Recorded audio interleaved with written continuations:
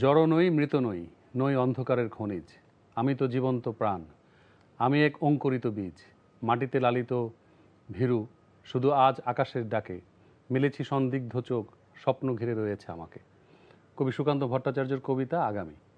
কবিতাটি তরুণদের প্রতি কবির এক গভীর বিশ্বাস। কবি বিশ্বাস করেন আগামী দিনের নতুন প্রজন্ম সব অন্ধকার ও বাধা পেরিয়ে মানুষের কল্যাণে নিজেদের উৎসর্গ করবে। দর্শক, আমন্ত্রণ জানাচ্ছি এনটিভির নিয়মিত আয়োজন সংলাপ প্রতিদিন, আমাদের সাংস্কৃতিক সংগ্রাম অনুষ্ঠানে। আজ আমাদের সাথে উপস্থিত আছেন ঢাকা বিশ্ববিদ্যালয়ের ব্যবসায় শিক্ষা অনুষদের department of organisation, strategy and leadership OSL এর চেয়ারম্যান ও সহযোগী অধ্যাপক এবং innovation, creativity and entrepreneurship ICE সেন্টারের প্রতিষ্ঠাতা পরিচালক। উদ্ভাবন, সৃজনশীলতা, কৌশলগত নেতৃত্ব এবং উদ্যোক্তা বিকাশে যার উল্লেখযোগ্য অবদান রয়েছে। তিনি শিক্ষক, নেতৃত্ব, উদ্যোক্তা উন্নয়ন বিশেষজ্ঞ ও গবেষক মোহাম্মদ রাশেদুর রহমান। দর্শক, চলুন কথা বলি তার সাথে। কেমন আছেন আপনি? ধন্যবাদ, ভালো আছি। আপনাকে এনটিভির স্টুডিওতে স্বাগত জানাচ্ছি। আমি প্রথমেই যে কথাটাই বলছিলাম যে কবি সুকান্ত ভট্টাচার্যের যে কবিতার কথা আমরা বলছিলাম, সম্ভবত কবি আপনার মতো প্রতিভাবান তরুণদের কথাই বলেছেন এবং তাকে নিয়ে স্বপ্ন দেখতেন। তো আপনার কাছে আমি জানতে চাই, আপনি দীর্ঘদিন ধরে শিক্ষকতার পেশার সঙ্গে যুক্ত আছেন এবং গবেষণা কর্মের সাথেও যুক্ত আছেন। আপনার স্টুডেন্ট যারা আছে বা পরবর্তী প্রজন্মদের নিয়ে আপনি কি ধরনের স্বপ্ন দেখেন? ধন্যবাদ আপনাকে এবং এনটিভিকে আমাকে আমন্ত্রণ দেওয়ার জন্য, জানানোর জন্য। তো আমাদের সুকান্ত ভট্টাচার্যের যে কবিতার যে লাইন, সেটা মনে হয় আমাকে, আপনাকে এবং সমগ্র পৃথিবীর যে সকল তরুণ তাদেরকেই উৎসর্গ করেছে। এবং আমি যে স্বপ্ন দেখি, আমি তার মতোই স্বপ্ন দেখি যে আসলে যে আগামীর বাংলাদেশ, আগামীর বিশ্বকে যারা চিন্তা এবং দীর্ঘমেয়াদী উন্নত এবং মানে সৃজনশীলভাবে কাজ করতে সাহায্য করবে, তার ভিতরে কিন্তু তরুণরাই এগিয়ে যাবে। তো ওই তরুণদের জন্য কিছু কাজ করতে পারা, তার তরুণ নিজেও একজন মনে প্রাণে তরুণ, তো তাদের সাথে মিলেমিশে যদি কিছু নতুন কিছু সৃষ্টি করা যায়, সেটাই প্রয়াস এবং সেটাই চেষ্টা করছি। কি মনে হচ্ছে আমরা আমাদের আগামী প্রজন্মের যে সমস্ত তরুণ রয়েছে তাদেরকে নিয়ে আশাবাদী হতে পারি? অনেক অনেক, মানে ওনাদের অপরচুনিটি এবং ওনাদের চিন্তা ধারণা, আপনি যদি একটা 5 বছরের থেকে 10 বছর এবং 20 বছরের বাচ্চাদের সাথে, মানে যারা তরুণ তাদের সাথে কথা বলেন, ওদের সাথে আশা এবং চিন্তা ছাড়া আমি আর কিছু দেখি না। আমি দেখি সবসময় আপনি যেহেতু নিজে একজন কি বলবো যে অনেক মেধাবী একজন ছাত্র এবং শিক্ষক, আপনি দীর্ঘদিন ধরে এই পেশার সঙ্গে এবং গবেষণার সাথে যুক্ত আছেন। তো আমাদের সংস্কৃতির একটা প্রধান অন্যতম উপাদান কিন্তু শিক্ষা বা শিক্ষা ব্যবস্থা আমরা যদি বলি। তো সেই প্রাচ্যের অক্সফোর্ড খ্যাত ঢাকা বিশ্ববিদ্যালয়ের 106তম প্রতিষ্ঠাবার্ষিকী পালিত হয়ে গেল এই 1 জুলাই এবং 1921 সালে প্রতিষ্ঠিত এই বিশ্ববিদ্যালয়টি বর্তমানে 13টি অনুষদ, 83টি বিভাগ এবং 13টি ইনস্টিটিউট এবং 50টির বেশি গবেষণা কেন্দ্র রয়েছে। তো কিন্তু আমরা দেখেছি ওয়ার্ল্ড র্যাঙ্কিংয়ে আমরা সবসময় একটু পিছিয়ে আছি। মানে এটা কি আমাদের অবনতি হয়েছে বা নাকি আমাদের কোনো বাস্তবতার জন্য এটা হচ্ছে? মানে কি ধরনের উদ্যোগ নিলে ঢাকা ইউনিভার্সিটি তার পুরনো ঐতিহ্য বা আমরা যদি বলি সুনাম, সেই মর্যাদা ফিরে পেতে পারে? ধন্যবাদ। মানে ঢাকা বিশ্ববিদ্যালয় তো বাংলাদেশের মানে ইতিহাস, ঐতিহ্য এবং সবকিছুতেই অতপ্রতভাবে জড়িত। রাজনীতি তো মানে ইতিহাস, ঐতিহ্য যখন বলবেন সব মিলিয়ে চলে আসছে। তো এইখানে সবাই আমরা যখন কিছু বলি তখন আমরা ঢাকা বিশ্ববিদ্যালয়ের দিকেই তাকিয়ে থাকি এবং আশা করি যে ঢাকা বিশ্ববিদ্যালয় সৃষ্টির শুরুটা যে সুন্দর তার, এবং সেইভাবে এখন পর্যন্ত সে যেভাবে নেতৃত্ব দিয়ে এসছে বাংলাদেশের বিভিন্ন সময়ে, তো সেখানে আগামীতেও সে নেতৃত্ব দিবে বলে আশা করা হচ্ছে। এবং আপনি বলছিলেন যে 52 ভাষা আন্দোলন থেকে শুরু করে আমরা যদি বিভিন্ন অভ্যুত্থানের কথা বলি, আমরা 71-এর কথা বলতে পারি, আমরা সর্বশেষ 24-এর গণঅভ্যুত্থানের কথা বলতে পারি, সেই ঢাকা বিশ্ববিদ্যালয় কেন্দ্রে কিন্তু কারণটা কি আপনি যদি দেখেন যে তার যে শুরুটা, আমরা হয়তো সময় পাবো না বলে কিন্তু তার যে শুরুটা, যে কেন সে হয়েছিল এবং এখানকার সোসাইটিকে, পিছিয়ে পড়া সমাজকে সে এগিয়ে নেওয়ার জন্য কিন্তু একটা বিশ্ববিদ্যালয় হয়েছে। তাহলে ওই হিসাব করে যদি আপনি আজকে অবস্থান হিসাব করেন যে 100 বছরে সেই বিশ্ববিদ্যালয়টাকে তার যে উদ্দেশ্য অর্জন করেছিল বা যে উদ্দেশ্য অর্জন নিয়ে মানে তাকে প্রতিষ্ঠা করা হয়েছিল সে কি অ্যাচিভ করেছে কিনা, আমি তো মনে প্রাণে মনে করি যে অ্যাচিভ করেছে, এবং এই কারণেও এখনো মানুষ এক্সপেক্ট করে। জি। তো এখন আপনি যে র্যাঙ্কিং যে একটা কথা বললেন, যে র্যাঙ্কিং কিন্তু আসলে একটা তুলনামূলক চিত্র। এখন তুলনামূলক চিত্র যখন করা হয়, পৃথিবীর অন্যান্য বিশ্ববিদ্যালয়ের সাথে বাংলাদেশের বিশ্ববিদ্যালয়গুলোর একটা অবস্থান। এখন র্যাঙ্কিং যখন আপনি ডিপে অনেক ডেপথে যাবেন, গভীরভাবে খেয়াল করে দেবেন, কিছু নির্দিষ্ট ইন্ডিকেটর নিয়ে সে অ্যানালাইসিস করে পয়েন্ট একটা নিয়ে আসে। একটা গ্লোবাল মানদণ্ড আছে এবং মানদণ্ডগুলো মানে কোয়াইট অ্যাকসেপ্টেবল।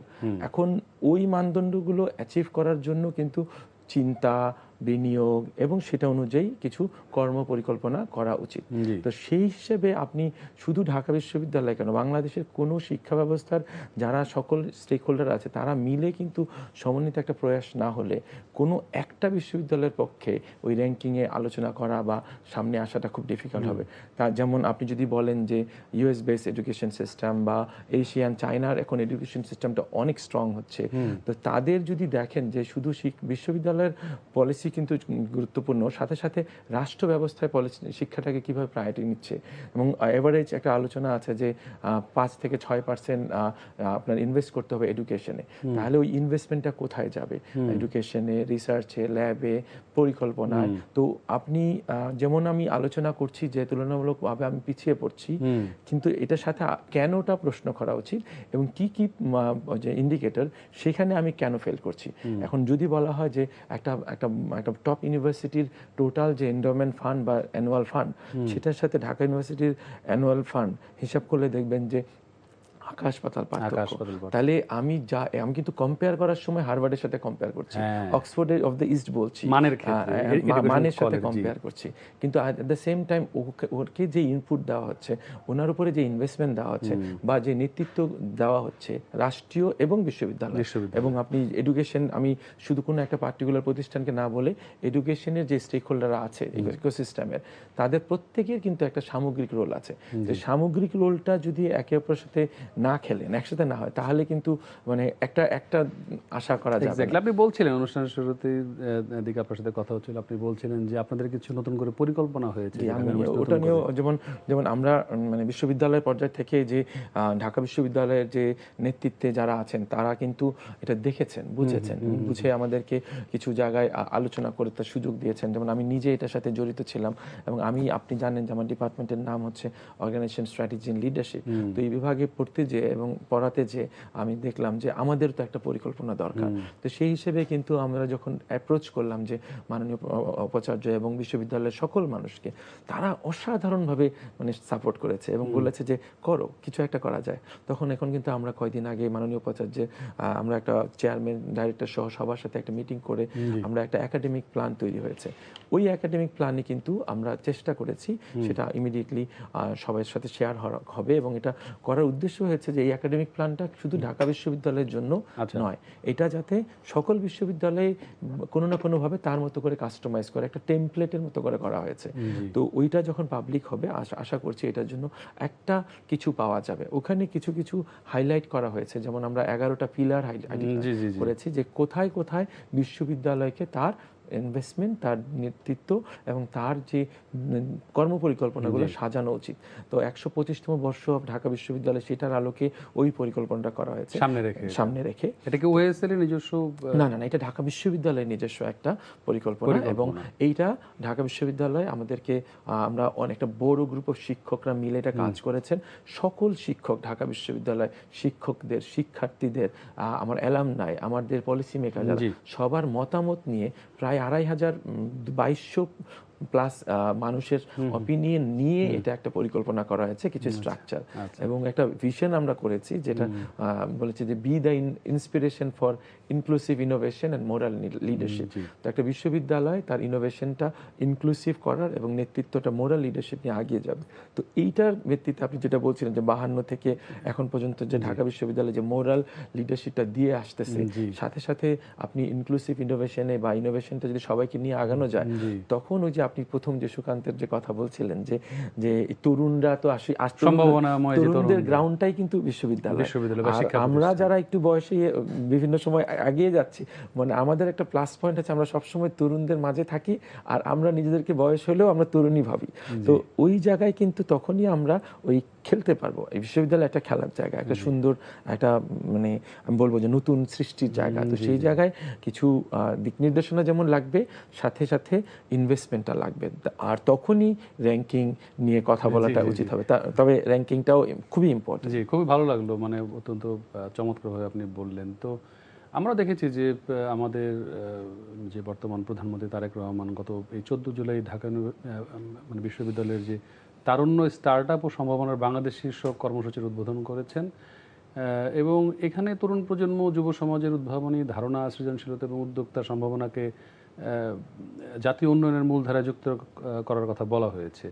তো এই বিষয়টি কীভাবে দেখেন, এবং অনেক তরুণ উদ্যোক্তাকে পুরস্কৃতও করা হয়েছে। জি, আমার এখান থেকে আমি এখানে আমি বিভাগের সাথে আগে লিঙ্ক করি। তার যেমন আমার বিভাগে আমি লিডারশিপ পড়াই। তো আপনি যে কোনো চেঞ্জ ম্যানেজমেন্টে বা একটা কালচার চেঞ্জ করতে কিন্তু কমিটমেন্ট ফ্রম দ্য টপ, মানে লিডারশিপের যে কমিটমেন্টটা, সেটা খুব জরুরি।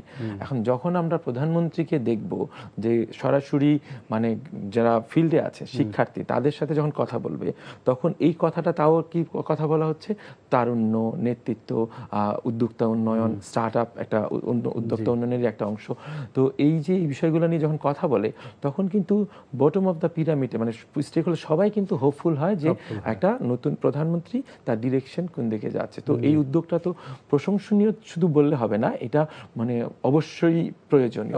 এবং অলরেডি এখানে আমরা যারা মানে ইন্সপায়ার্ড হই বিভিন্ন পজিটিভ কাজে, যে এখানে দেখা যাচ্ছে যে আমরা আচ্ছা তাহলে আমরা ফিল করছি যে একটা কিছু চাচ্ছে। তো এখানে আপনি যখন আমি দেখলাম যে 6টা উদ্যোগকে ছোট করে, এটা টাকাটা উদ্যোক্তা উন্নয়নের টাকা অনেক পরে আসে, এটা শুরু। এবং এখানে আপনি দেখবেন তার কজগুলো নিয়ে একটা এনকারেজমেন্ট দিচ্ছে, তাহলে অন্যরা অনেকে এখন আগ্রহী হবে। এবং ওই উদ্যোগকে একটা বড় জিনিস লঞ্চ করা হয়েছে, যেটা হচ্ছে একটা সমন্বিত ন্যাশনাল প্ল্যাটফর্ম অফ উদ্যোক্তা উন্নয়ন, যেটা খুব জরুরি। সরকারের কাজটাই কিন্তু হচ্ছে ফ্যাসিলিটেট করা, এবং সেই ফ্যাসিলিটেটের জন্য সে বিভিন্ন যে মিনিস্ট্রি এবং মন্ত্রণালয়, আমি যতটুকু জানি যে আইডিয়া, স্টার্ট আপ এবং ডিড এবং হাইটেক পার্ক থেকে শুরু করে আইসিটি ডিভিশন বিভিন্ন যে প্রজেক্টগুলো আছে উদ্যোক্তা, সবগুলোকে একটা কানেক্টেড ফর্মে কাজ করতে, যার কারণে এফিসিয়েন্সিও বাড়বে, আবার একে অপরের কাজের সাথে সমন্বয় হবে। তো সেই বিষয়গুলোর সাথে যখন সরকার, আমরা তো ক্লিয়ার পেলাম যে সরকার এই বিষয়ের প্রায়োরিটি করেছে, রাষ্ট্র এখানে অলরেডি প্রায়োরিটি এনেছে, তাহলে এখন বিশ্ববিদ্যালয়কে তার সাথে অ্যালাইন করতে হবে। সবচেয়ে ইম্পর্টেন্ট রোলটা প্লে করছে যে কিন্তু ইন্ডাস্ট্রি, কারণ উদ্যোক্তা উন্নয়নে লার্জ, স্মল, মিডিয়াম এবং তাদের সবার যদি একটা ইকোসিস্টেম কানেক্টেড না থাকে, এবং বিশ্ববিদ্যালয়ের রোলটা কি, সরকারের রোলটা কি, এবং ইন্ডাস্ট্রির রোলটা কি, এবং এটা সমন্বয় যদি ঠিক করতে পারে, যেখানে মিডিয়ার একটা বড় ভূমিকা আছে, তো এই কাজটা যদি হয়, তখনই এই একটা ইকোসিস্টেম কাজ করবে। তো সেই ক্ষেত্রে এই যত ইনিশিয়েটিভ নেওয়া হবে, যেমন আমাকে আজকে আপনি দাওয়াত দিয়েছেন, আমার একটা দীর্ঘদিনের, আমি 11 বছর ধরে শুধু এই একটা ছোট্ট ইস্যু নিয়ে কাজ করছি, কিন্তু আমি আমার পক্ষে তো একটা, যে আমি আজকে একটা উদ্যোগ নিয়ে আপনার সাথে শেয়ার করতে পারছি, এটা আমার জন্য একটা ইন্সপিরেশন। যখন আমি দেখবো যে রাষ্ট্রের প্রধানমন্ত্রী এবং অন্য সবাই মিলে যখন এই বিষয়টা নিয়ে প্রায়োরিটি দিচ্ছে, তখন আমরা কিন্তু গুরুত্ব দিচ্ছে, তখন আমরা কিন্তু এটাতে অ্যালাইন ফিল করে আমরা ভালো ফিল করব।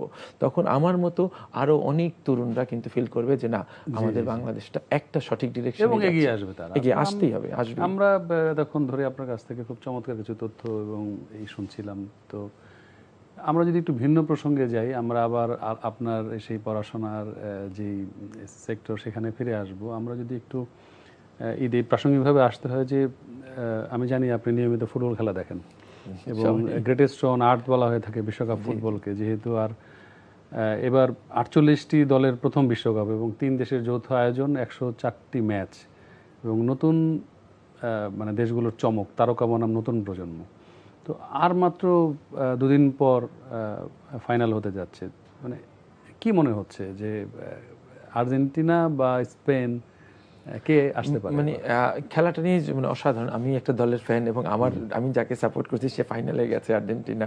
এটা একটা বড় ইয়ে, কিন্তু ওভারঅল আপনি যদি খেলাটার যে কর্মযোগ্য দেখেন, মানে পুরো যে সিস্টেমটা, তিনটা দেশ এতগুলো রাষ্ট্রকে মিলে একটা অসাধারণ বিউটি ছিল, পরিচ্ছন্ন একটা পরিচ্ছন্ন খেলা এবং বিভিন্ন গ্রুপ, এখানে ম্যানেজমেন্ট থেকে শুরু করে বিভিন্ন দেশের মানুষ তিনটা দেশে মুভ করেছে, খেলোয়াড় ম্যানেজমেন্ট, গেস্ট ম্যানেজমেন্ট থেকে শুরু করে পুরো অর্গানাইজ প্ল্যানিং। এবং এখানে এখন যে যদিও কিছুটা বিতর্ক আছে ভার নিয়ে, বাট তারপরেও এই যে নতুন নতুন টেকনোলজি এবং ইনোভেশন নিয়ে করেছে, তো এই পুরোটার পিছনে কিন্তু একটা অর্গানাইজেশন, একটা ম্যানেজমেন্ট, একটা নেতৃত্ব, একটা এন্টারপ্রেনারশিপ সবকিছু রয়েছে। সো পুরো প্রসেসটা আমরা হয়তো খেলাটা দেখছি টিভিতে বা মানে এখন তো ডিজিটালি দেখা যাচ্ছে অনলাইনেও, তো কিন্তু এটার পিছনে যে কাজটা করছে এটা একটা মেগা ইকোসিস্টেম কাজ করছে। তো এইখান থেকে শিখার বিষয় হচ্ছে যে এত বড় কাজ কিন্তু অসাধারণ একটা ম্যানেজমেন্ট হচ্ছে। তো এইখানে আমাদের ভবিষ্যতে আমাদেরকেও চিন্তা করতে হবে যে আমাদের রাষ্ট্রে এই যে আমাদের যে ছোট ছোট গ্রামের বিভিন্ন খেলা থেকে শুরু করে আমাদের যে ঐতিহ্যবাহী খেলাগুলো শুরু করেছে, এগুলাকেও কিন্তু আমরা নিয়ে এসে বাংলাদেশ লেভেলেও কিন্তু আনতে পারি। আমরা বলছিলাম যে মানে শিক্ষা যেমন একটা সংস্কৃতির একটা অনেক বড় অংশ, এবং খেলাধুলাও কিন্তু অনেক বড় একটা পার্ট, এবং একদম পার্ট। এবং আমাদের ক্রিকেটের মধ্য দিয়ে, মানে আমাদের ফুটবলের একসময় ঐতিহ্য ছিল, তারপর ক্রিকেট এসছে, এবং আমাদের আরো অনেক ধরনের, যে আপনি বলছেন যে নিজস্ব কিছু গেম রয়েছে, সেগুলোকে আরো বেশি এনকারেজ মানে করা, বা এই যে তরুণদের এগিয়ে আসা, বা মানে আমরা যদি বলি যে খেলাধুলা একটি দেশের উন্নয়নে তো যে ভূমিকা রাখতে পারে, তার প্রধান উদাহরণ কিন্তু আমাদের ক্রিকেট বা ফুটবল। শুধু উন্নয়ন না, মানে আপনি যদি মানসিক প্রশান্তি ভাবেন, আপনি দেখবেন এখনকার যে বাচ্চারা বা যারা আছে এদের টেকনোলজির প্রতি এত অ্যাক্সেস যে তারা তুলনামূলক আমার আপনার জেনারেশনে যত আমরা মাঠে ঘাটে খেলেছি, রেজিলিয়েন্সটা তৈরি হয়েছে, একটা রেজিলিয়েন্ট লিডারশিপটা, যে আমি বিভিন্ন বৈরী পরিবেশে নিজেকে মানিয়ে নিতে পারি এবং ফিজিক্যালি অ্যাক্টিভ থাকা, এবং আমাকে হঠাৎ করে কিন্তু আমি হতাশ হব না। কিন্তু এখনকার ছেলেমেয়েরা কিন্তু ওই বিভিন্ন ইন্টারাকশন করতে পারছে না। তাহলে স্পোর্টস, মিউজিক, ক্রাফটস, মানে সামথিং যেটা আপনার স্বাস্থ্য, মন এবং শরীরকে মানে এঙ্গেজ করে, একটা কমপ্লিট আপনি হিউম্যান, তো সেখানে কিন্তু আমরা অনেক দূর পিছিয়ে যাচ্ছি। তো এই জন্য স্পোর্টসকে প্রায়োরিটি দিতে হবে, কালচারকে প্রায়োরিটি দিতে হবে, ক্রাফটম্যানশিপকে প্রায়োরিটি দিতে হবে, মাঠ তৈরি করতে হবে। মাঠ তো যতটুকু আছে, এবং আপনি মাঠ থেকে শুরু করে চিন্তা করতে একটা ওভারঅল সিস্টেম চিন্তা করতে হবে আবারও, কারণ আপনি এখান থেকে যদি পিছিয়ে যান, টেকনোলজির অনেক কাজ আমাদের অনেক সোজা করে দেবে, সহজ করে দেবে, কিন্তু আমাদেরকে কিন্তু সামনে চিন্তা করতে হবে যে এই খেলা এবং যে ক্রাফট বা মিউজিক, এগুলো যে মেন্টাল হেলথ থেকে শুরু করে ক্রিটিক্যাল থিঙ্কিং, কমিউনিকেশন, সব কিছু কিন্তু খুব কানেক্টেড, এবং আলটিমেটলি আমাকে একটা রেজিলিয়েন্ট এবং একটা অথেন্টিক মানুষ হিসেবে তৈরি করতে সাহায্য করবে পুরো একটা কম্বিনেশন। তো আমি যে প্রথমে বলছিলাম যে আপনার মানে প্রেডিকশন কি, আর্জেন্টিনা এবার কাপ নিয়ে যাবে নাকি স্পেন নেবে? স্পেন আপনি যদি দেখেন, যেমন সেমিফাইনালের খেলাটা যদি আমি দেখি, যে মানে এত অসাধারণ খেলা খেলেছে যে স্পেনের বৈশিষ্ট্য হচ্ছে টোটাল, আমি এইবার যদি আমি বলছি যে ইচ ওয়ান অফ দেম একদম একেবারে প্লে করছে, এবং এখানে কোনো ওই রকম একজন স্টার নেই। এবং পাসের ক্ষেত্রে আপনি দেখেন 1-to-1, তার কারণটা হচ্ছে তারা সবাই মিলে টিম হিসেবে খেলছে, তো এইখানে একটাকে হারানো অনেক কঠিন। সিনক্রোনাইজেশন একটা সিঙ্কের মতো, মানে একদম মানে অর্কেস্ট্রার মতো, একদম সিঙ্ক, একদম পারফেকশন লেভেল অনেক হাই। আবার যদি আপনি আর্জেন্টিনাকে দেখেন, যে তার 3টা ম্যাচে সে যেভাবে পিছন থেকে ফিরে আসছে এবং ওইখানে সে লাস্ট মিনিট পর্যন্ত খেলে, তো তার মানে তার আবার একটা মানে ম্যাজিক আছে, মানে শেষের 15-20 মিনিটে একেবারে গেম চেঞ্জ করে দিচ্ছে। এবং আপনি যে তার যেটা প্লাস পয়েন্ট আছে, এক্স ফ্যাক্টর, সেটা হচ্ছে মেসি। এবং তার আরেকটা, এবার আর্জেন্টিনার আমার ধারণা গত 2022-এর বিশ্বকাপের পর থেকে যে আর্জেন্টিনাকে দেখা যাচ্ছে যে সবাই মিলে মেসিকে সামনে রেখে খেলছে, মানে একটা লিডার হিসেবে, যেটা হয়তো স্পেন নাই। তো দুইটা ফিলোসফির খেলা হবে, যে মানে একটা হচ্ছে কমপ্লিট টোটাল যে গ্রাউন্ড, আর আরেকটা হচ্ছে এক্স ফ্যাক্টর প্লাস কিছু অর্গানিক মানে খেলা, মানে মেসির কিছু ম্যাজিক থাকবে। তো ওই দুইটার খেলায় আমি কে জিতবে কে হারবে থেকে ইম্পর্টেন্ট খেলাটা আমার ধারণা অনেক সুন্দর হবে, অনেক সুন্দর হবে। সেটাই, সেই ক্ষেত্রে আসলে মানে খেলাধুলারই জয় হচ্ছে। ব্যক্তিগতভাবে আমি চাইবো। জি জি। তো আমরা আবার সেই আগের প্রসঙ্গে যদি ফিরে আসতে চাই, যে আপনি একাধারে বেশ কয়েকটি কাজের সঙ্গে যুক্ত আছেন, এবং আপনি প্রজেক্ট ডিরেক্টর হিসেবে আছেন capacity building of universities in Bangladesh to promote youth এন্টারপ্রেনারশিপের ক্রিয়েটিভ বাংলাদেশ নামে যেটা হচ্ছে, আর project chairman and associate professor department of organisation strategy and leadership, আমি প্রথমে বলছিলাম যে OSL, এবং founding executive director innovation, creativity and entrepreneurship centre, যেটা সংক্ষেপে ICE সেন্টার। তো এই সবগুলো কাজ বা ডিপার্টমেন্ট বলি বা এই যে সেন্টার, এগুলোর মধ্যে কি কোনো মানে যোগসূত্র বা সমন্বয় আছে, নাকি সবগুলো আলাদা আলাদা? একটাই কাজ। যেমন আমি তো বিজনেস স্কুলের স্টুডেন্ট এবং এখানে আমি পড়াশোনা করছি বিজনেস স্কুলেই, তো আমার পড়াশোনা সবকিছু তো আপনি যদি এন্টারপ্রাইজ ডেভেলপমেন্ট এবং এন্টারপ্রাইজ ক্রিয়েশন অ্যান্ড ম্যানেজমেন্ট ধরেন, সেটা হচ্ছে আলটিমেটলি একটা ওভারঅল থিম। তো সেখানে আমি একটা প্রজেক্ট নিয়েছি, সেই প্রজেক্টটা আমি কোরিয়ান এবং বাংলাদেশ সরকারের সমন্বয়ে একটা গ্র্যান্ড প্রজেক্ট, একটা শিক্ষকের জন্য এটা একটা দীর্ঘ 11 বছর ধরে আমি এটা কাজ করছি, এবং আমার যে বিভাগ এবং যে প্রজেক্ট সবগুলো কিন্তু একটা সামারি করছে উদ্যোক্তা উন্নয়ন। তো আমরা চেষ্টা করেছি যে আমি আমার কাজে যেটা চেষ্টা করছি যে কিছুটা যে উদ্যোক্তাদের বিষয় নিয়ে আমরা কিভাবে কি কি কাজ করা যায়, যেমন আমরা হিসাব করছি তাদের ক্যাপাসিটি বিল্ড করা হবে, তাদের আলোচনা করা হবে, তাদের কিছু প্রোগ্রাম বা অ্যাওয়ারনেস ইনিশিয়েটিভ করা লাগবে, কিছু আমরা দেখেছি যে পলিসি রিসার্চ করতে হবে যে গ্যাপসগুলো কোথায় আছে, এবং ফাইনালি একটা ইন্টারডিসিপ্লিনারি প্ল্যাটফর্ম, যেমন যেখানে আমরা বলেছি যে ইন্ডাস্ট্রি, একাডেমিয়া, গভর্নমেন্ট থেকে শুরু করে মিডিয়া বা ডেভেলপমেন্ট সেক্টর সবাই মিলে একটা কোলাবরেট। সো আমার যে কাজগুলো আমি যেটা করছি, আপনি যদিও মনে হচ্ছে সবগুলো সেপারেট, বাট মূলত একটাই, সেটা হচ্ছে যে এটা আমি উদ্যোক্তা বিষয়ে কাজ করতে চাই এবং এটার বিষয়ে আমি সামহাউ অবসেসড এবং প্যাশনেট। জি, সেই ভাবনা থেকে আপনি কি যে আইসি সেন্টারের মানে আমার যেটা আমি যে প্রথম কাজ শুরু করেছিলাম একটা গবেষণা প্রতিষ্ঠানে, সেখানে আমি একটা প্রজেক্টে কাজ করেছিলাম এন্টারপ্রেনারশিপ ডেভেলপমেন্টেই, ওটাও একটা ইনকিউবেশন প্রজেক্ট ছিল। পরে যখন ঢাকা ইউনিভার্সিটিতে জয়েন করার পরে আমি যখন বাইরে গেলাম ফুলব্রাইট স্কলারশিপে পড়ার জন্য, তো ওইখানে আমি যেই স্কুলে পড়াশোনা করেছিলাম, ওখানে ইউনিভার্সিটিকে স্কুলই বলে, তো ওটা অনেক আমেরিকাতে জি একটা এন্টারপ্রেনিউরিয়াল স্কুল, মানে ইনোভেশন সেন্টারটা দেখতাম যে মাঝখানে, পুরো ইউনিভার্সিটির মাঝখানে একটা ইনোভেশন সেন্টার। তো ওইটার খুব বিউটি ছিল এরকম যে কোনো ডিসিপ্লিনের যে কেউ একজন একটা ইমেল দিয়ে দিতে পারতো সবাইকে যে আমি আজকে এই আইডিয়া নিয়ে কাজ করব, তো পুরো বিশ্ববিদ্যালয়ের সকল শিক্ষার্থীর যে আমি এরকম একটা কাজ করতে চাই, এরকম একটা আইডিয়া, কেউ কি আছো? তো তখন আমি যখন দেখতাম যে একটা বাংলা লিটারেচার স্টুডেন্ট, একটা ফিজিক্সের স্টুডেন্ট বা একটা বিজনেস স্টুডেন্ট, কেউ কাউকে চিনে না, কিন্তু ওরা সারা কথা বলতেছে, আমি তো এই প্রবলেমটা নিয়ে কথা বলতে চাচ্ছি, তুমি কি কাজ করবা কিনা। হ্যাঁ, তো এই যে একটা একটা আইডিয়েশন, একটা কনভারসেশন, একটা ডিবেট, একটা আর্গুমেন্ট, এই বিষয় এটা দেখার পর আমার খুব ভালো লাগছে, এবং তখন আমার মনে হচ্ছে যখন আমি ফেরত আসবো, আমি এখানে আমার বিশ্ববিদ্যালয়ে যেটা আমার কর্মস্থল, সেখানে আমি করব। তো ওইখান থেকেই আমার একটা ইচ্ছা, এবং ওইখান থেকেই যখন আমি বিভাগ থেকে ঢাকা বিশ্ববিদ্যালয়ে, আপনি জানেন যে সেন্টারের একটা প্রসেস আছে, যে আমি যে বিভাগ থেকে কাজ করি, আই সেন্টারটা এই বিভাগেরই একটা সেন্টার। তো আমাদের এই বিভাগ থেকে বিভিন্ন যে নিয়ম, যে স্টেপ বাই স্টেপ, যে academic committee, deans committee, sub committee, academic council থেকে শুরু করে ফাইনালি সিন্ডিকেট থেকে অ্যাপ্রুভ করা হয়। তো এইরকম একটা সেন্টার করা হয়েছে, এবং এই সেন্টারের সবচেয়ে বড় বিউটি হচ্ছে সেন্টারের বোর্ডের ভিতরে 7টা গভর্নমেন্ট রিপ্রেজেন্টেটিভ আছেন, যেমন বাংলা প্রধানমন্ত্রীর কার্যালয় থেকে শুরু করে বাংলাদেশ ব্যাংক, বিভিন্ন মন্ত্রণালয়, আবার 4টা ইন্ডাস্ট্রি রিপ্রেজেন্টেটিভ আছে, যেমন FBCCI, MCCI, Bangladesh employers federation. মূল উদ্দেশ্য হচ্ছে ওই যে নতুন নতুন আইডিয়াগুলোকে আমরা যদি সৃষ্টি করে প্রোটোটাইপ লেভেলে নিয়ে আসতে পারি, এবং সেখানে যখন আমি ইন্ডাস্ট্রিকে বলবো যে আপনি কাইন্ডলি ইনভেস্ট করেন, ইনভেস্টমেন্ট করতে হবে। আবার গভর্নমেন্টের কাজ হচ্ছে এই আইডিয়াসগুলোর ক্ষেত্রে যে বটলনেক্সগুলা ফ্যাসিলিটেট করা, পথটা সুন্দর করা, এবং তাকে কিছু প্রোটেক্ট করা, যেমন ফেয়ারনেস, আইডিয়াগুলোকে কপিরাইট করা, কিছু ট্যাক্স লজ ইনসেন্টিভ থাকলে সেটা দেওয়া, কারণ নতুন স্টেজে তারা বেবি স্টেজে থাকে, তাদেরকে প্রোটেক্ট করা, যেমন সরকার এখন যেগুলো করছেন। তো সরকার, ইন্ডাস্ট্রি অ্যান্ড একাডেমিয়ার যে একটা সমন্বয় দরকার। আপনি যদি আমাদের ওই সেন্টারের বোর্ডে দেখেন, 18 জন বোর্ড মেম্বার তারা, এবং মাননীয় উপাচার্য হচ্ছে এটার সেন্টার চেয়ারম্যান, এবং তার নেতৃত্বে আমি পরিচালক হিসেবে আছি। তো আমাদের ভাইস চেয়ারম্যান হচ্ছে বর্তমান ট্রেজারার স্যার। তো সবাই মিলে আমরা কিন্তু একটা চেষ্টা করছি যে বাংলাদেশকে, এবং যে ঢাকা বিশ্ববিদ্যালয় যে 1921 সালে যে চিন্তাটা করেছিল, তো আমার স্বপ্ন হচ্ছে ঢাকা বিশ্ববিদ্যালয় ইনোভেশন অ্যান্ড এন্টারপ্রেনারশিপে এই এশিয়াতে নেতৃত্ব দিবে, এটা আমার স্বপ্ন। বাহ, খুবই ভালো। তো আপনি বলছিলেন যে আইসি সেন্টার 4টা পি নিয়ে কাজ করে, সেই 4টা পি আসলে কি?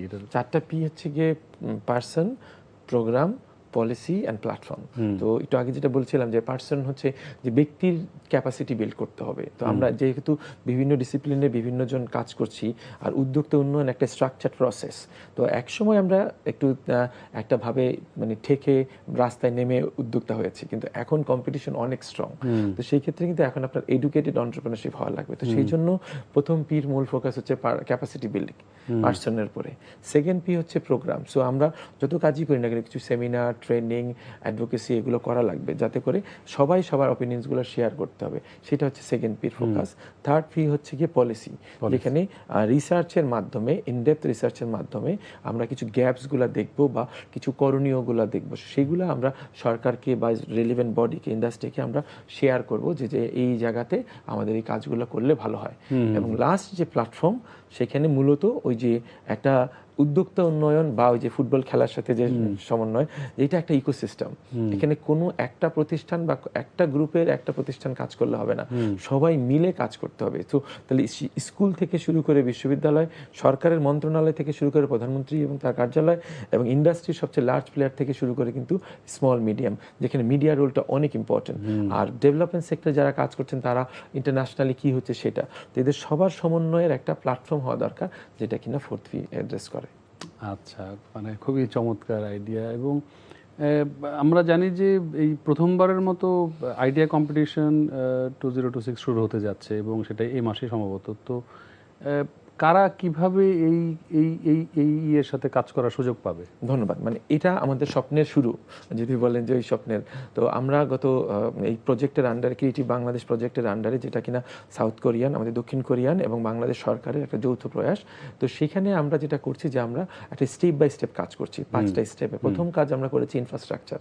তো আপনি যদি টিএসসির মেট্রো রেলের পাশে নামবেন, যে আইসি সেন্টার, আগামী 1 মাসের ভিতরে দেখবেন যে একটা অসাধারণ একটা প্লেস হয়েছে, ফুললি ইকুইপড। আপনি বলছিলেন যেটা পরিকল্পিতভাবে করা হয়েছে একটা হাব তৈরি করার জন্য। একদম, ইটস এ হাব। 3টা ফ্লোর আছে। প্রথম floor office, idea session, second floor হচ্ছে ট্রেনিং, এবং থার্ড ফ্লোর হচ্ছে ইনকিউবেশন। তাহলে ইনফ্রাস্ট্রাকচারটা আমরা করলাম, করার পরে এখন সেকেন্ড কাজ চলমান হচ্ছে আমাদের কারিকুলাম তৈরি করা, যেটা আমরা সাউথ কোরিয়া এবং অন্যান্য দেশের সমন্বয় এবং বাংলাদেশের একটা বড় গ্রুপ অফ ইনভেস্টর এক্সপার্টদের সাথে সমন্বয়ে আমরা একটা কারিকুলাম তৈরি করছি, যেটা কিনা আমরা অনেক সময় বাইরের বই পড়াই, তা আমরা আমাদের গল্পগুলা ওই ক্লাসে বলবো। এখন এটা হচ্ছে আমাদের curriculum, second component. Third component যেটা হচ্ছে এন্টারপ্রেনারশিপ ডেভেলপমেন্ট প্রোগ্রাম, সেটার আলোকে হচ্ছে এই আইডিয়া কম্পিটিশন। যদিও শব্দটা কম্পিটিশন, আসলে এটা হচ্ছে এই কম্পিটিশনের মাধ্যমে আমরা একটা ব্যাচ 1কে সিলেক্ট করব। তো আমাদের টোটাল আগামী 1-1.5 বছরে 4টা ব্যাচকে আমরা কমপ্লিটলি ফ্রি ট্রেনিং শুধু প্রোভাইড করব না, সিড ক্যাপিটাল দিব, এবং সাথে সাথে তার ইনভেস্টর এবং নেটওয়ার্ক লিঙ্কেজ করে দিব। তো আইডিয়া কম্পিটিশনটা কি? আসলে আইডিয়া কম্পিটিশন হচ্ছে আমাদের এই প্রজেক্টের 7টা পার্টনার ইউনিভার্সিটির একজন করে মেম্বার ওই আইডিয়াতে থাকতে হবে। আর যে কেউ, যে কোনো বয়সের, যে কোনো জেন্ডারের যে কেউ তার কো ফাউন্ডার বা থাকতে পারে। থাকার পর তারা সাবমিট করবে। সাবমিট করার পরে সেটা আমাদের কোরিয়ান টিম এবং আমাদের একটা এক্সপার্ট টিম মিলে একটা ব্যাচ 1 সিলেক্ট করবে। সিলেক্ট করার পরে 320 ঘন্টা আমরা তাদেরকে, আর 318 ঘন্টা বলেছি আমরা, 318 ঘন্টার অফ ট্রেনিং, মেন্টরশিপ, এবং সে যেই ডিসিপ্লিন হোক, সে লিটারেচার হোক বা মিউজিক হোক বা বাংলা হোক বা বিজনেস হোক বা তাকে কি ঢাকা ইউনিভার্সিটির স্টুডেন্ট হতে হবে? না না, সবাই, যে কেউ হতে পারে। ঢাকা ইউনিভার্সিটি সহ অন্য 7টা ইউনিভার্সিটির যে পার্টনার আইডিয়া টিমের ভিতরে একজন একটা হয় স্টুডেন্ট অথবা অ্যালামনাই। এবং গুড নিউজ হচ্ছে এখানে একজন 70 বা 80 বছর বয়সী অ্যালামনাই যদি মনে করেন যে আমি উদ্যোগ নিতে চাই, তার জন্য কিন্তু এটা মানে ওপেন। এবং মজার ব্যাপার হচ্ছে এগুলো উইকেন্ডে ক্লাস হবে, উইকডেজে হাইব্রিড মডেলে ক্লাস হবে, যাতে করে সবাই কোনো না কোনোভাবে একটা নতুন কিছুর সাথে অংশগ্রহণ করতে পারে। আর বিউটিটা হচ্ছে ওই 50 জনের ভিতরে আমরা শুধু পড়াবো না, তাদের ক্লাসটা কিন্তু শুধু শিক্ষকরা নেবেন না, ইন্ডাস্ট্রি এক্সপার্টরা নেবেন, সাউথ কোরিয়ান এক্সপার্টরা নেবেন, এবং সাথে সাথে আমরা মেন্টরশিপ দিব। কিছু উদ্যোক্তা থাকবে কন্টিনিউসলি, তাদেরকে গ্রুপ ওয়াইজ এই যে 4 মাস মেন্টি হবে, মানে কিভাবে কি করা যায় তাদের অভিজ্ঞতাগুলো। এবং পরে তাদের কিছু, যদিও ক্যাপিটালটা খুব বেশি না, বাট তারপরেও সিট ক্যাপিটাল দেওয়া হবে। যেমন প্রথম পুরস্কার 10 লাখ টাকা রাখা হয়েছে, তারপরে দ্বিতীয় পুরস্কার প্রায় 14টা পুরস্কার ওই প্রথম ব্যাচ থেকে দেওয়া হবে। কিন্তু আমি বিশ্বাস করি, আমরা তো প্রোটোটাইপ পর্যন্ত নেওয়ার চেষ্টা করব, যদি প্রোটোটাইপ পর্যন্ত যেতে পারি তাহলে ওদেরকে আমরা ওই যে ওই ইনভেস্টের যে পুল এবং নেটওয়ার্ক, তাদের সাথে তাদের কানেকশন করাবো লার্জ ইন্ডাস্ট্রির সাথে, যে এই আইডিয়া। তো এইভাবে করে আমরা আশা করছি যে পুরো 2 বছরে 200টা আইডিয়াকে আমরা কাজ করব। তো এই 200টা আইডিয়ার যদি একটা বড় অংশ যদি সফল হয়, আমি যদি 30% হিসাব করি, তাহলে 60টা আইডিয়া, 60টা প্রবলেম নিয়ে কাজ করবে। 20% হলে 40টা, তাহলে আমাদের 40টা প্রবলেম নিয়ে কাজ করা হবে। এবং কাজ করবে কারা? সব তরুণ প্রাণী যারা। তো আপনি যে সুন্দর করে বললেন প্রথমে যে সুকান্ত, তাহলে ওই তরুণদের কাজটা কিন্তু আশা করছি ওনারা এগিয়ে নিয়ে যাবেন। তো এই বর্তমান সময়ে কোন ধরনের দক্ষতা ভবিষ্যতের কর্মক্ষেত্রে বেশি প্রয়োজন হবে, এবং প্রযুক্তি ও কৃত্রিম বুদ্ধিমত্তার এই যুগে ব্যবসা বা নেতৃত্বের ধরন কিভাবে বদলাচ্ছে?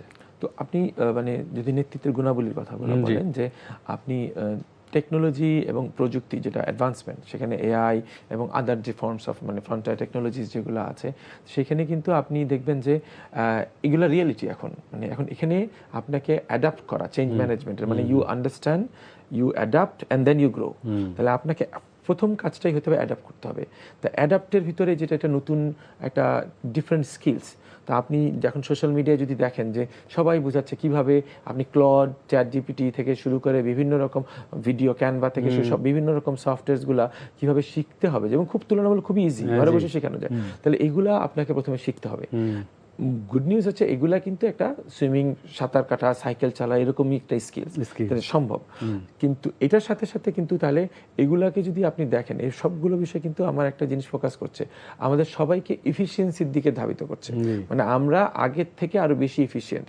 তাহলে আমরা যদি এফিসিয়েন্ট একটা সিস্টেম হয়ে যায়, তাহলে আমার নেতৃত্বের গুণাবলীগুলো কি চেঞ্জ করতে হবে? যেমন আমাকে এখন আরো ক্রিটিক্যাল থিঙ্কিং বাড়াইতে হবে, আমাকে এখন আরো সৃজনশীলতা, যে innovative way of addressing the same problem, কারণ আমাকে এখন অনেক কাজ আর করতে হবে না যেটা টেকনোলজি আমাকে সহজ করে দিয়েছে। তাহলে আমাকে এখন অনেক অ্যানালাইসিস আর করা লাগবে না। তাহলে আমাকে প্রথমে ওই টুলসগুলো শিখতে হবে, আর দ্বিতীয়ত আমাকে এখন বুঝতে হবে যে এক ধরনের ক্রিটিক্যাল থিঙ্কিং এর মাধ্যমে, নতুনের মাধ্যমে একটা অথেন্টিক এবং রেজিলিয়েন্ট লিডারশিপ। আমি যদি বলি সাথে সাথে আমি এমপ্যাথিটা এখানে আমি অনেক পছন্দ করি, যে আপনি প্রবলেম সলভিং মাইন্ডসেট নিয়ে আসবেন, যে এই জায়গাগুলোতে আমার প্রবলেম সলভ করতে হবে। আপনাকে রিলিভেন্ট হইতে হবে, যে আমি একটা গ্রুপ অফ নিশ মানুষকে, তার প্রবলেমকে আমি সলভ করব। এই যে এই মাইন্ডসেটটাও তো একটা দক্ষতা, এই মাইন্ডসেটটা আনতে হবে। তো আগামীর যে বাংলাদেশে এবং বিশ্বে যারা তরুণ বা যারা মনে প্রাণে যারা কোনো কিছু নেতৃত্ব দিতে যাচ্ছে, তাদের আমার মনে হয় প্রথম কাজই চিন্তা করা উচিত যে বুঝা, শোনা, এবং সেই শোনাটা থেকে আপনি দেখবেন যে তারা যদি শুনতে পারে তাহলে অনেক প্রবলেম সলভ হয়ে যায়, এবং সেই শোনাটাই জন্যই নতুন নতুন আইডিয়া আনতে হবে। একদমই তাই। তো আমি যদি এই অনুষ্ঠানের একেবারে শেষের দিকে ছোট্ট করে জানতে চাই, আপনি আপনার এই সমস্ত এই যে জটিল কাজের ভিড়েও আপনি নিয়মিত ভ্রমণ করেন এবং চলচ্চিত্র দেখেন, আপনি সর্বশেষ বাংলা চলচ্চিত্র রোহিতের কথা বলছিলেন। তো আমাদের এই যে নতুন ভাবনার চলচ্চিত্র হচ্ছে নতুন সময়ে এসে, আপনার কেমন লাগছে? প্রথম কথা, রোহিত মুভিটা দেখেছি আমরা হচ্ছে গিয়ে খুব ইন্টারেস্টিং একটা মডেলের। যেমন আমি একটা বিভাগের চেয়ারম্যান, তো আমার 10 বছর পূর্তিতে আমরা পুরো বসুন্ধরার একটা হল আমরা বুক করেছি। বুক করে আমি পুরো সকল 220-250 জন স্টুডেন্টকে নিয়ে দেখেছি মুভিটা, এবং দেখেছি রোহিত কেন সিলেক্ট করেছি। এটার কারণটা হচ্ছে রোহিত মুভিটা যদি আপনি দেখেন, এটা তো সিনেমাটোগ্রাফি হিসাবে তো অসাধারণ, কিন্তু একটা ছোট গল্প, একটা ছোট গ্রামের ভাবনাটা কত সুন্দর করে আপনাদেরকে কিন্তু পুরো নিয়ে গেছে, আমাদের গ্রামকে, সংস্কৃতিকে, যেমন আপনার প্রোগ্রামের সাথে, টাইটেলের সাথে আমাদের সংস্কৃতিকে নিয়ে গেছে, এবং সেই সংস্কৃতির সাথে আমি আমার 250 স্টুডেন্টকে কানেক্ট করতে পেরেছি। এবং তারা প্রথমে তাদের যে মাইকেল মুভি দেখবে বা অন্যান্য মুভি দেখবে, পরে যখন রোহিত দেখার পরে কিন্তু প্রত্যেকেরই ভিতরে একজন বলে যে অসাধারণ একটা মুভি দেখলাম। সাথে সাথে আমি 2 দিন আগে যেটা আরেকটা দেখলাম, যে ডিসক্লোজার ডে, একটা মুভি ইংলিশের, সেখানে আমি লাস্ট লাইনটা যদিও আমি মানে রিলিজ হয়ে যাচ্ছে, যে লিসেন। তো আমার মনে হয় যে ওই লাইনটাই আমার জন্য চিন্তা, আমারও শেষ পয়েন্ট, যে শুনতে হবে আমাদের। তো তরুণদেরকে এবং আগামীকে শোনাটাই আমাদের জন্য কাজ। অত্যন্ত ধন্যবাদ জনাব রাশেদুর রহমান, আপনি ভালো থাকবেন। আপনি কষ্ট সময় দিয়েছেন এই জন্য এনটিভির পক্ষ থেকে আপনাকে আবারও কৃতজ্ঞতা জানাচ্ছি। ধন্যবাদ। জি, ভালো থাকবেন। দর্শক, আপনারা দেখছিলেন সংলাপ প্রতিদিন, আমাদের সাংস্কৃতিক সংগ্রাম অনুষ্ঠানটি। এখন বন্যার সময়, বন্যা চলছে, আমরা যে যার জায়গা থেকে, অবস্থান থেকে আমরা বন্যার্তদের পাশে থাকবো, সেই প্রত্যাশা রেখে আজকের আয়োজন এখানে শেষ করছি। ভালো থাকবেন সবাই।